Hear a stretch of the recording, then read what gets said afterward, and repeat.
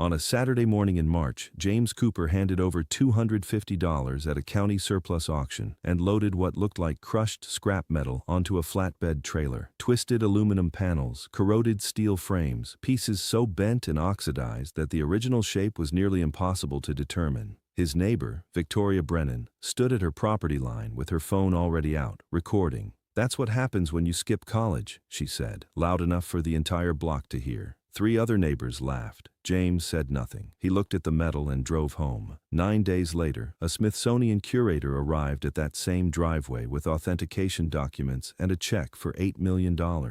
What was hiding beneath all that corrosion? The answer rewrote 80 years of aviation history. James Cooper was 35 years old, and he lived in a way that didn't leave room for mistakes. He woke at 5:30 every morning, made breakfast for his daughter Riley, checked the work schedule pinned to the refrigerator, and drove to Hartfield Industrial Fabrication where he worked as a sheet metal specialist. The pay covered rent and groceries mostly. When it didn't, he didn't mention it to anyone. His wife Sarah had died 3 years earlier in a highway accident.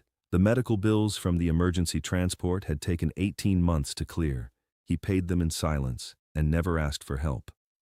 Riley was 7 years old with tangled brown hair and a stuffed bear she called Rivet. Sarah had named it the night Riley was born because Sarah had loved planes, loved the engineering of flight, the way metal and mathematics became motion. The bear had lost one ear and been stitched twice with mismatched thread. Riley didn't care. She carried it everywhere. Victoria Brennan had moved to Maple Ridge 2 years earlier. Her house had a stone facade, a white Range Rover in the driveway, and landscaping that never seemed to need maintenance. She was 33, worked in pharmaceutical sales, and had a reflex for judgment that she exercised without hesitation. She and James had exchanged maybe 20 words in 2 years. She had once suggested, smiling, that his truck lowered the neighborhood's curb appeal. He had looked at her for 2 seconds and gone back inside. She interpreted this as arrogance. He interpreted it as the only reasonable response. The county surplus auction was held the first Saturday of every month in the maintenance yard behind the Public Works building. James went occasionally, looking for steel stock or aluminum sheet he could use for small projects. That morning, Lot 47 was listed as miscellaneous industrial scrap, structural aluminum and steel, origin unknown.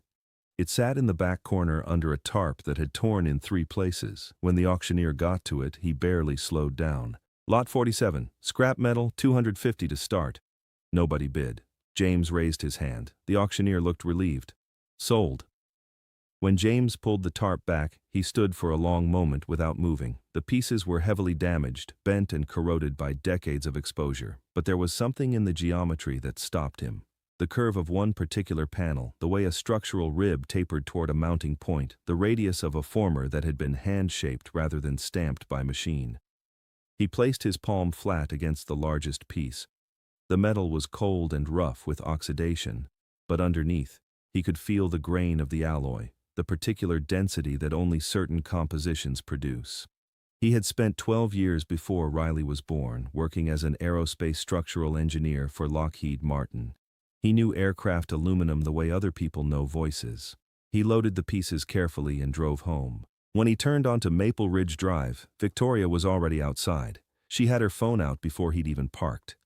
The recording started before he opened the truck door. "Is that what I think it is?" she said, loud enough to carry 3 houses down. James didn't answer. He began unloading. "You just spent money on garbage," Victoria said. "That's what happens when you skip college." 2 neighbors on evening walks stopped. Someone laughed. A man across the street called out, "Should have bought lottery tickets, buddy."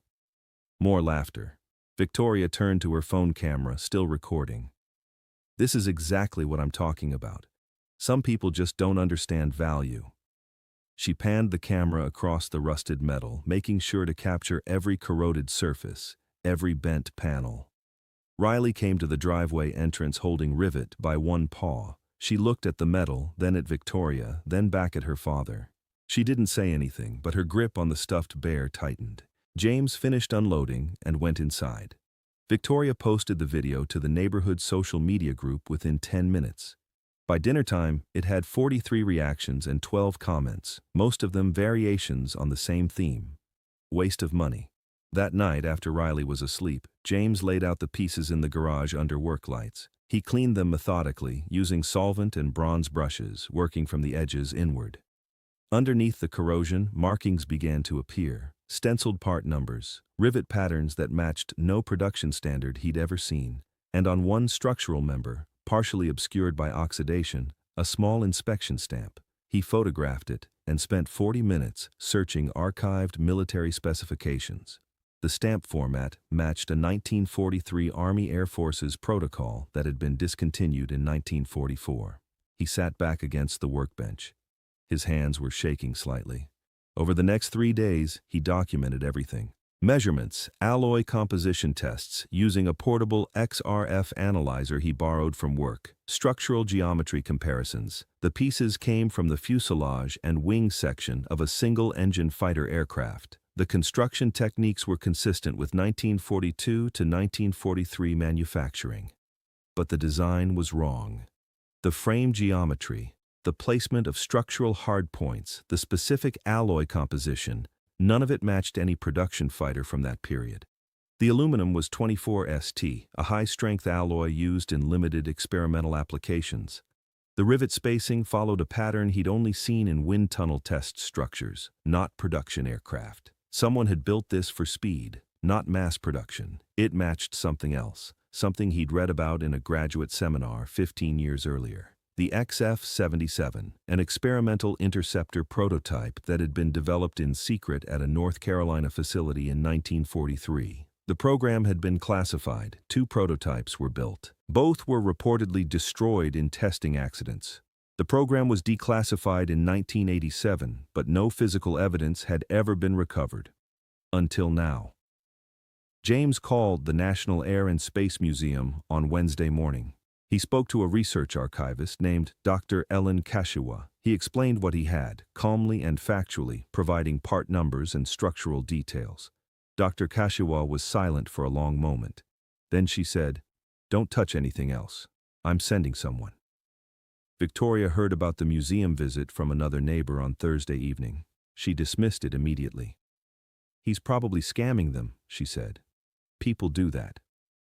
But Friday morning, a black SUV with government plates parked in James's driveway. 2 people in business attire spent 4 hours in the garage. They took photographs, measurements, and samples. They spoke in low voices to each other, using terms like original tooling marks and period-correct fabrication. One of them, a woman with gray hair and a Department of Defense badge, kept repeating, "This isn't possible. We checked every scrapyard east of the Mississippi in 1989. The other one, younger, called someone on a secured phone line and spoke for 20 minutes, reading off serial numbers. When they finally left, they shook James's hand for a long time. The older woman said, "Sir, you may have just changed what we thought we knew about wartime aviation development." Through her front window 3 houses down, Victoria watched the whole thing. She didn't post about it on social media. The Smithsonian curator arrived on Sunday. Her name was Dr. Margaret Travers. She was 61 years old, precise in her movements, and had spent 30 years studying World War II aviation engineering. She walked around the pieces 3 times without speaking. She crouched beside a wing section, running her finger along a rivet line. She pulled a jeweler's loop from her jacket and examined a production stamp for nearly 2 minutes. When she finally sat down on an overturned crate, her hands were shaking slightly. "This is the North Carolina prototype," she said quietly. "We thought it was destroyed in 1944. We've been looking for any trace of this aircraft for 40 years. She looked up at James. "Where did you get this?" James told her. "County auction, lot 47, $250. Dr. Travers was quiet for a long moment, processing the absurdity of it. 80 years of classified history sitting in a municipal surplus yard. "Do you understand what you have?" she said finally. James nodded slowly. "I think I do." She explained it carefully. The XF-77 had incorporated design innovations that wouldn't appear in production aircraft for another decade. Swept wing geometry modifications, specific alloy stress distribution techniques, engine mounting configurations that directly influenced jet fighter development in the 1950s. The prototype had disappeared from all records after 1944. Its existence had been a footnote in declassified documents. No museum had any physical evidence, until now. "We'd like to acquire this for the National Collection," Dr. Travers said. She handed him a folder. Inside was a purchase offer.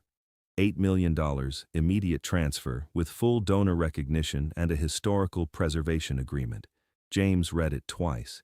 His hands were very still. He thought about the 18 months of medical bills. He thought about Riley's shoes that were too small. He thought about the nights he'd worked double shifts and come home too tired to read her a bedtime story. He thought about Sarah and the sketchbook she'd kept full of aircraft drawings and how she used to say that history lived in metal if you knew how to listen for it. He set the folder down and looked at the pieces one more time. Then he looked at Dr. Travers and nodded. Riley came into the garage holding Rivet. She looked at Dr. Travers, then at the metal, then at her father. "Is the plane going to a museum?" she asked. Dr. Travers smiled. "If your dad agrees, yes." Riley thought about this seriously. "Mom would like that," she said. "She always said planes should be where people can see them." James signed the contract on Monday morning. The Smithsonian arranged transport within 48 hours. A specialized recovery team documented every piece, photographed every marking, and loaded everything into a climate-controlled truck. Before they left, Dr. Travers asked James if he wanted to name the exhibit.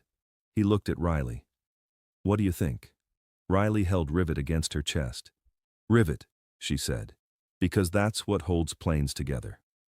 Dr. Travers wrote it down. Victoria Brennan deleted the video from her phone on Tuesday afternoon. 3 neighbors who had laughed in the driveway now avoided eye contact when James drove past. One of them left an apology note on his windshield. James read it once and put it in the recycling bin. The exhibit opened at the Smithsonian 4 months later. James and Riley flew to Washington on a Thursday. The display occupied an entire gallery, with the reconstructed prototype suspended from the ceiling and interpretive panels explaining its significance. A small placard near the entrance read, "Discovered and donated by James Cooper and Riley Cooper, named Rivet." Riley stood underneath the wing section for a long time, holding her father's hand. She was very quiet. After a while, she said, "It doesn't look like junk anymore." James crouched down to her level. "It never was junk," he said. "People just couldn't see what it really was." Riley looked up at the suspended aircraft, then down at the stuffed bear in her other hand. "Like Rivet," she said. "People think he's just old, but he's important to me." James pulled her close. Around them, visitors moved through the gallery, reading about swept-wing innovations and alloy engineering. None of them knew that the 7-year-old girl standing beneath the prototype understood its value better than anyone else in the room. That evening, they ate dinner at a restaurant near the hotel. Riley asked if they were rich now. James thought about it. "We're okay," he said. "We're more than okay." Riley nodded and went back to her food. After a while, she said, "Mom was right about planes." James looked at his daughter.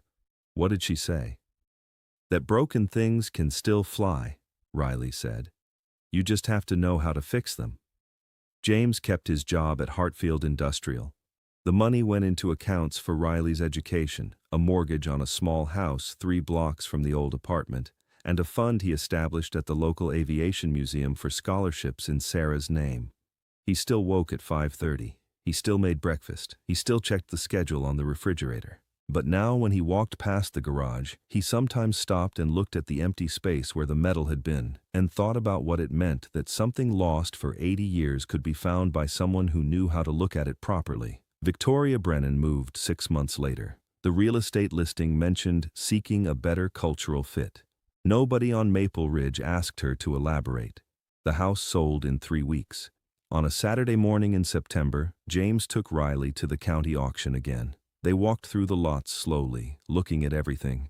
Riley held Rivet under one arm and pointed at various items, asking questions about materials and construction. James answered each one carefully.